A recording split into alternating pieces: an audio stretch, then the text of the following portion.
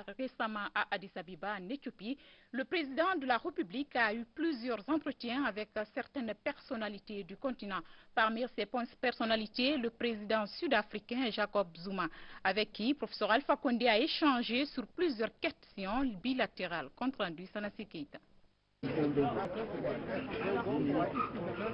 À l'occasion de ce 20e sommet des chefs d'État et de gouvernement de l'Union africaine, des entretiens, il y en a eu entre le président de la République et plusieurs personnalités, comme ces responsables libyens qui ont des ambitions pour le développement socio-économique de la Guinée. Le chef de l'État a profité de sa présence à Addis Abeba pour avoir d'importantes rencontres avec plusieurs chefs d'État et la nouvelle présidente de la Commission. Il a eu des entretiens très fructueux aussi avec de hauts représentants d'organisations internationales. La liste est très longue. Vous savez qu'il y a eu un changement en Libye et le Premier ministre libyen a tenu à rencontrer le président de la République pour replacer la coopération dans son cadre normal. Il a rappelé d'ailleurs les bonnes relations qui existaient entre la Libye et la Guinée depuis le temps du roi Idriss et le président Sékou Touré. Et le président a eu donc cet entretien très fructueux et les perspectives sont bonnes. Le président de la République et son homologue sud-africain ainsi que la présidente de la Commission de l'Union africaine se sont aussi entretenus. Nkosi Dlamini Zuma, présidente de la Commission l'UA et professeur Alpha Condé ont longuement parlé des problèmes qui assaillent présentement le continent en vue de trouver des solutions idoines pour une Afrique forte et intégrée. Avec le président sud-africain Jacob Zuma, le chef de l'État a de nouveau manifesté sa disponibilité à œuvrer pour un renforcement de l'axe de coopération Conakry-Pretoria. Une démarche largement partagée par Jacob Zuma qui a une fois de plus encore témoigné de sa volonté au professeur Alpha Condé à soutenir sa politique de développement socio-économique et politique en faveur d'une Guinée émergente. La CENI, dans la dynamique des élections législatives, l'institution met les bouchées doubles pour la tenue, la réussite et la transparence du scrutin. Elle a réuni ce matin au Palais du Peuple les acteurs politiques pour discuter de la validation du manuel de transparence des opérations électorales. Makemedozo pour plus d'informations. Après avoir passé en revue le manuel de procédure élaboré par la Commission électorale nationale indépendante, les représentants des partis politiques, de la société civile et l'administration se sont retrouvés ce lundi pour discuter de l'amélioration du dit document. Donc ce travail que nous voulons aujourd'hui soumettre à votre critique est un instrument que nous devons utiliser pour que ces élections soient inclusives, c'est-à-dire que personne ne boycotte. Pour que ces élections soient transparentes, c'est-à-dire qu'aucune voix ne soit détournée, et pour que ces élections soient acceptées de tous. La transparence constitue pour la CENI la pierre angulaire de son mode d'organisation de l'ensemble des opérations qui sont inscrites au chronogramme électoral des législatives de mai 2013. J'espère donc que le manuel de transparence sera plutôt un code de conduite pour tous les acteurs qui interviennent dans le processus des élections. Pour les partis politiques et les autres acteurs du processus électoral, l'outil présenté par la CENI constitue un instrument qui rassure les partis en compétition, car elle permet non seulement de barrer la route aux tentatives de fraude, mais aussi promouvoir la quiétude sociale par la proclamation des résultats crédibles. Cet objectif fondamental dont aspire toute population guinéenne ne peut se concrétiser sans la tenue d'élections législatives transparentes, crédibles et apaisées. La Cour suprême se réjouirait que cet atelier soit fructueux de débats houleux pour nous amener à cette paix. Cet atelier national de validation du manuel de transparence des opérations électorales permettra aux participants de connaître le dispositif de transparence que la CENI envisage pour l'organisation des élections législatives du 12 mai prochain.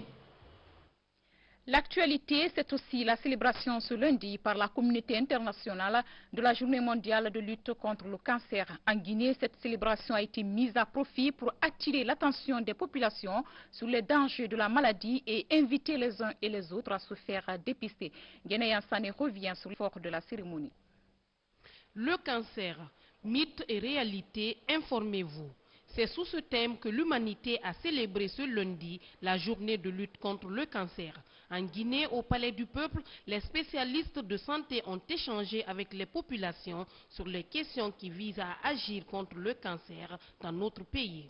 Il faut sensibiliser la population à se faire dépister pour empêcher la progression de la maladie. Le nombre de nouveaux cas dans le monde est évalué actuellement à plus de 12 millions, dont 2 tiers concernent les pays en développement. Avec 6 475 nouveaux cas chaque année, un taux d'incidence de 11 nouveaux cas pour 100 000 habitants et un taux de mortalité de 92% dans notre pays. La République de Guinée est fortement touchée. Si rien n'est fait, ces chiffres vont doubler d'ici 2030.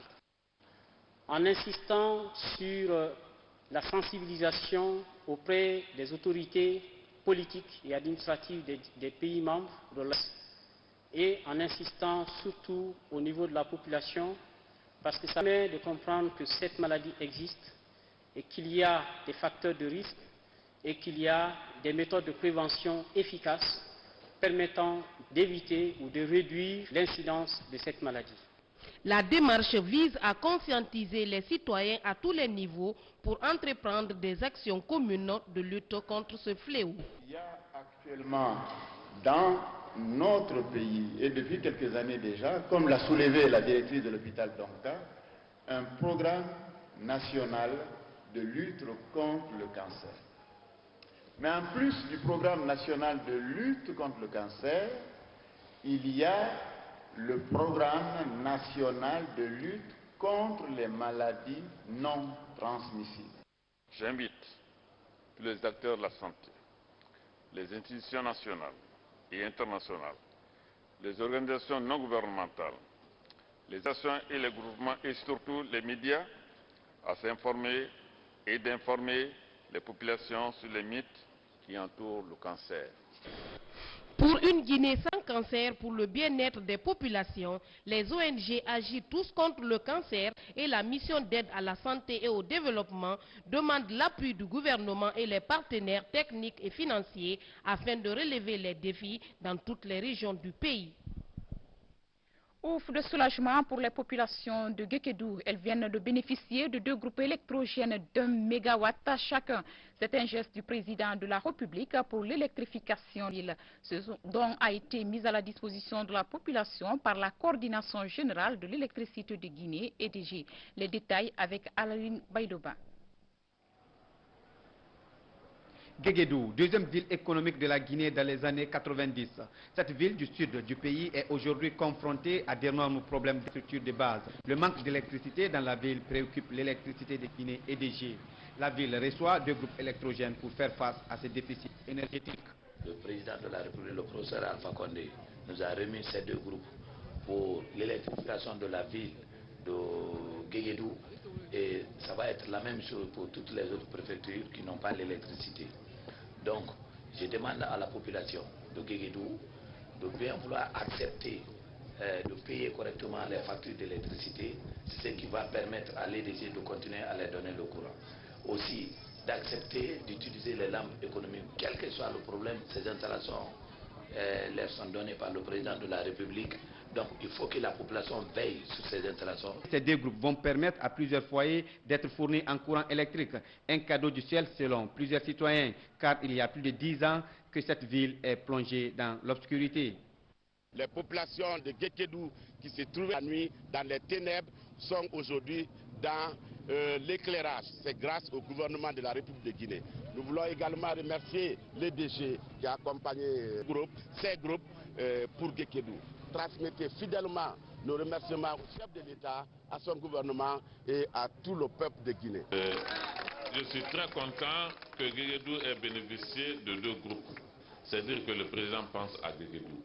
C'est par marque de confiance qu'ils ont obtenu ces postes.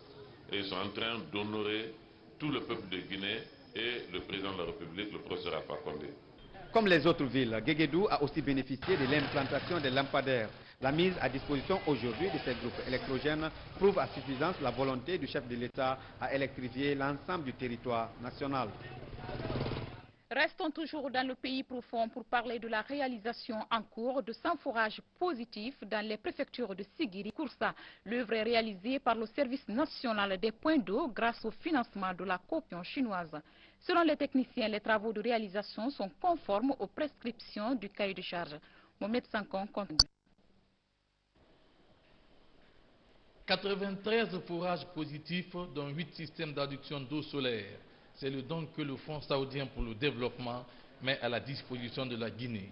Les préfectures bénéficiaires sont Mandiana pour 44 pompes à motricité humaine et 3 systèmes d'adduction d'eau solaire AEP. Dinguiraï, 21 pompes manuelles et 3 AEP. Et enfin Tougué pour 20 pompes et 2 AEP solaires. La visite d'évaluation du SNAP a commencé par Morodou, une sous-préfecture de Mandiana.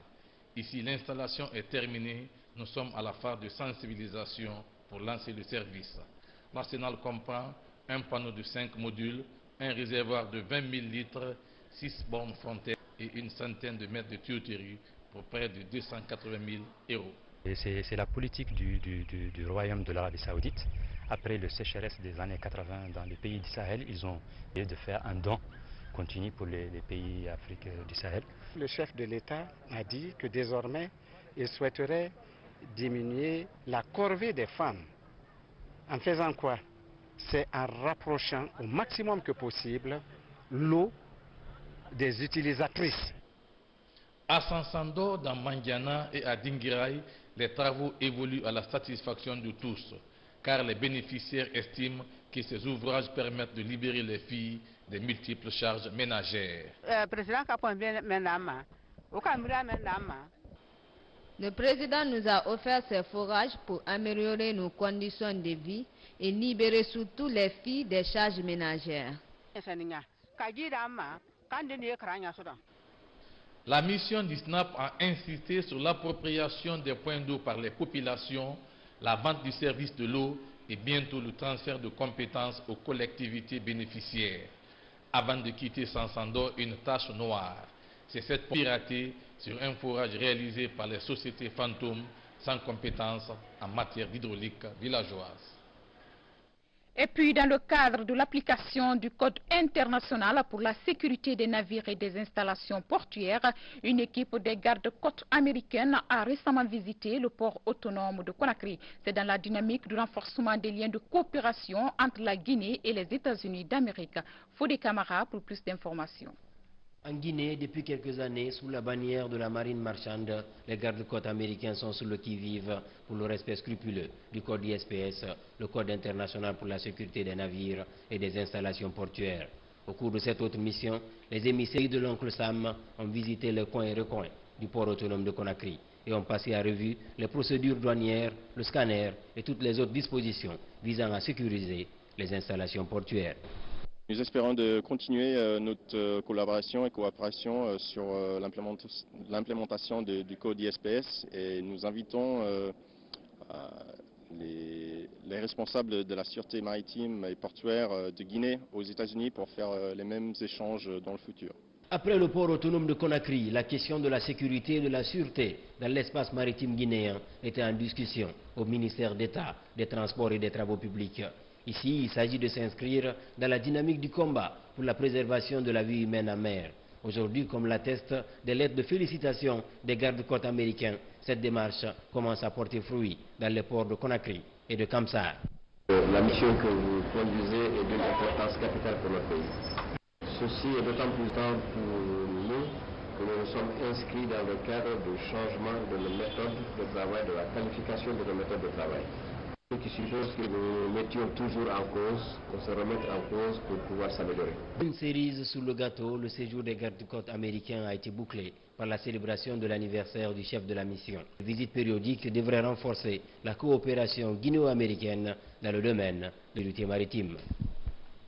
À À l'arrière du pays, la qualification des enseignants, une priorité pour les autorités de l'université de Kankan. À cet effet, elles ont procédé à la mise en place d'un programme de formation en master. Ainsi, ce sont 22 enseignants et chercheurs qui ont bénéficié de cette première formation. Ils ont soutenu leur mémoire de master pluridisciplinaire en sciences sociales. Explication, Séni Lama. Cité Julius Nyerere, Kankan sur la voie de la qualification de son personnel enseignant. L'institution organisait avec l'appui de la coopération française la formation en master d'un chercheur. Après 2 ans et demi de formation, l'heure est à la soutenance des mémoires. Un plus pour cette université qui, à l'instar des autres de la Guinée, souffre d'un manque d'enseignants qualifiés. L'enseignement supérieur guinéen, après 50 ans d'existence, n'a pas mis sur pied une politique cohérente pour la forme de ses agents. Juste très récemment, la formation des enseignants du supérieur a été assurée par le truchement des bourses accordées par les pays amis du Nord ou de l'Est. De nos jours, cette possibilité est très faible, voire quasi inexistante, eu égard à la disparition du bloc soviétique, à la mondialisation de l'économie et les crises qui frappent de plein fouet le monde entier. Pour un total de 28 enseignants-chercheurs titulaires d'un doctorat, l'université de Kankan ne compte que 8 enseignants-chercheurs de rang magistral, 9 maîtres de conférences et un seul professeur. 18 détenteurs de DEA ou master sur 258 enseignants-chercheurs nationaux. D'où le présent programme de formation qui consacre la première promotion de master pluridisciplinaire en sciences sociales. La formation a été assurée par un collège d'enseignants-chercheurs expérimentés, composé d'un professeur en provenance de l'université de Paris et Panthéon, de 10 maîtres de conférence et de 5 maîtres assistants. Joséphine Mansaré est la seule femme des 22 candidats. Cette enseignante chercheuse au département d'histoire a travaillé sur l'évolution des groupements féminins à Kankan. Après une brillante présentation, elle est admise au master avec mention bien. Toute une fierté. Déjà, les femmes ont des atouts. Les femmes sont prontes. Quand elles veulent, elles peuvent. Donc, il ne faut pas qu'elles reculent, qu'elles disent « je suis femme ». Non, ce que femme peut, homme peut. Donc, je les appelle à s'engager dans la recherche et c'est ce qui pourra améliorer nos conditions de vie. En géographie, histoire, philosophie et sociologie, les candidats ont soutenu devant un jury composé d'enseignants-chercheurs de l'université de Kankan et de celle de Sonfonia. Et lorsque nous allons développer la recherche au niveau des étudiants en licence qui vont évoluer en master, que nous allons relever le défi dans ce domaine. Et ça commence, c'est encourageant, donc nous sommes très contents de ce qui s'est passé ces 2 jours à l'université de Kankan. Pour ces impétrants dont la plupart enseignent depuis un quart de siècle et qui n'ont jamais eu d'opportunité ni les moyens de se former, c'est un rêve qui se réalise enfin. Également dans l'actualité, rencontre du gouverneur de la ville de Conakry avec les officiers de l'état civil de la capitale. En toile de fond, l'amélioration des services de l'État au profit des populations. Une initiative qui vise à interdire les mauvaises pratiques de certains officiers délégués d'état civil lors de la célébration des mariages. Reportage Moussa Bangoura. Nous sommes à la Kouratoma. Ici, la cérémonie de mariage est un moment pour les cadres de l'état civil de se faire des sous. 15 000, 20 000, 25 000, 30 000, 35 000, 40 000. Pour mettre fin à cette pratique, le gouverneur de la ville de Conakry a conféré avec les officiers de l'état civil de la capitale. Commandant Sekouresco Kamara a fustigé la raquette devenue monnaie courante dans les communes de la capitale avant de réitérer tout son engagement à punir avec l'énergie tout officier indélicat. En me fondant sur ces textes régissant l'état civil en République de Guinée, j'insiste désormais la célébration de tous les mariages au siège des mairies, la bonne présentation de tout officier d'état civil, tenue conforme, port du tricolore national, utilisation d'un langage correct.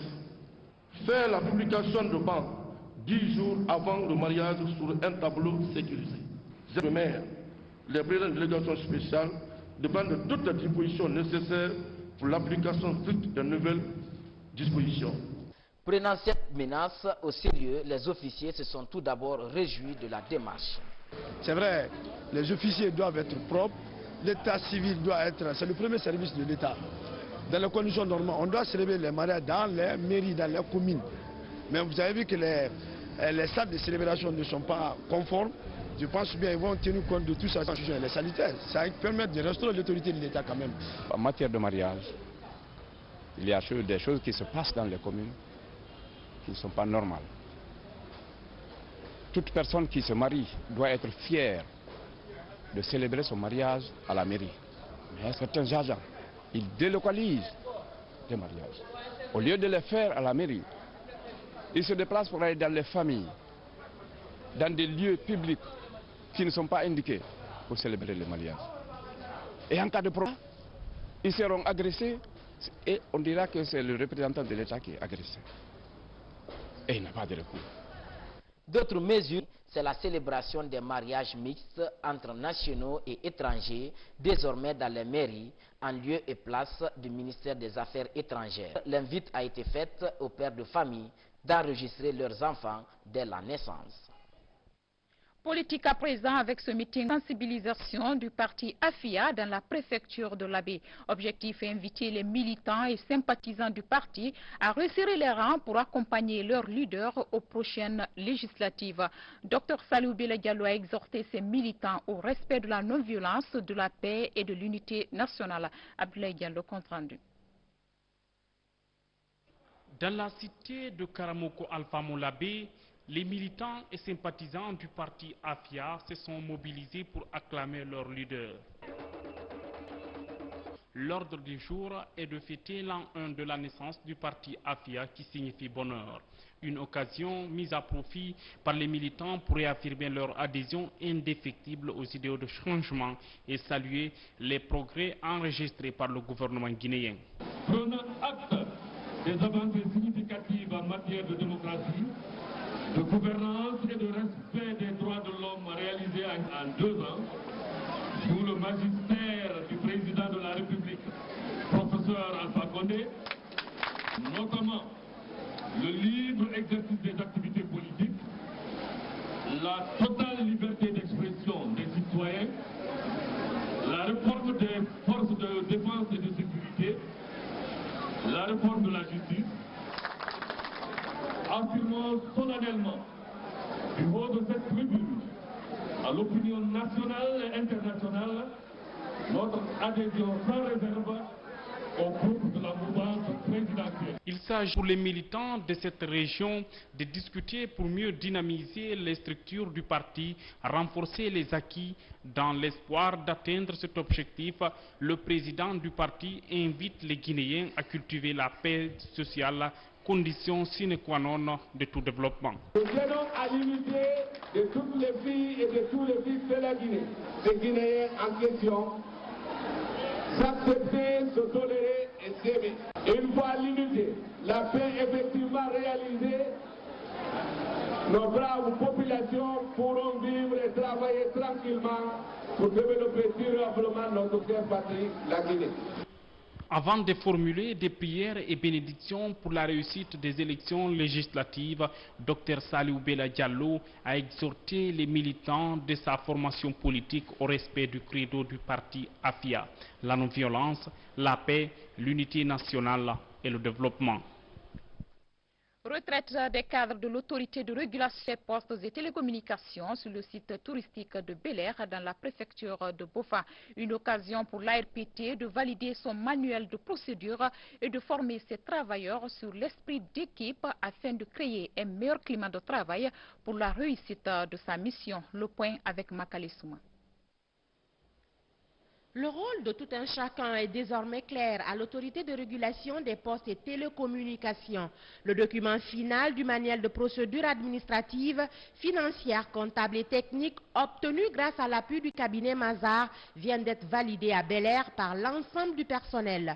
Un document qui explique dans un langage direct et accessible sur qui doit faire quoi, comment et pour quelle fin.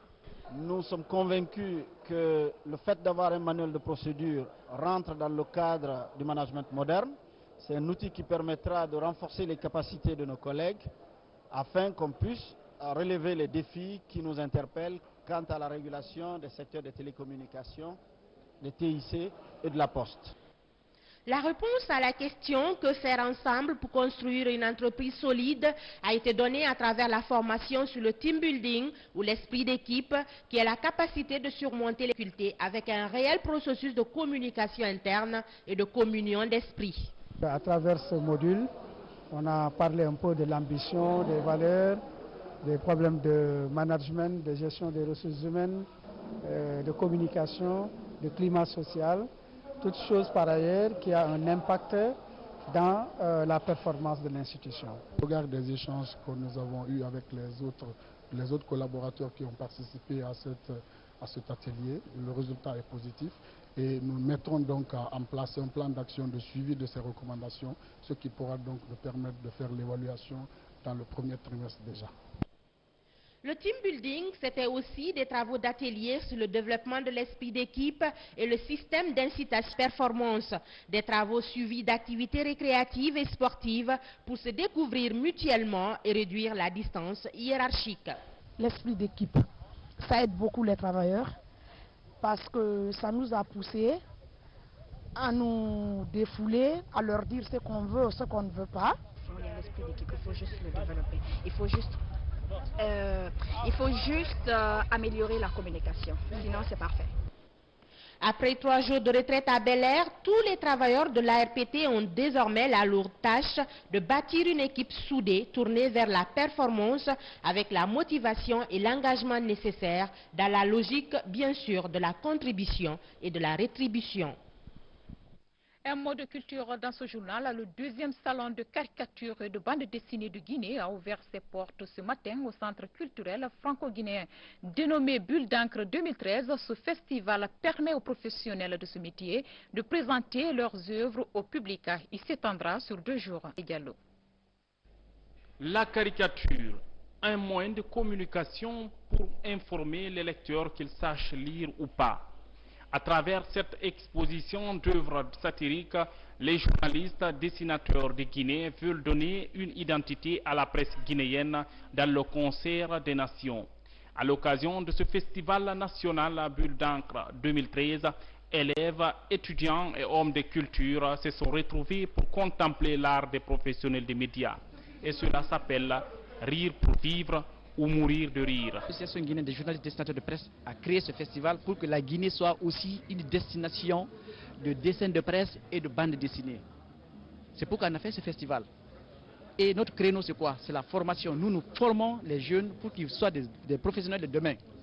Et que demain, si vous qui avez les possibilités, vous êtes journaliste, vous avez la possibilité de créer un journal satirique, que vous n'ayez pas de problème, un dessinateur de presse pour vous aider. Ce 2e salon de caricature et de bandes dessinées de Guinée a été également un podium d'échange entre les journalistes caricaturistes guinéens et leurs homologues africains.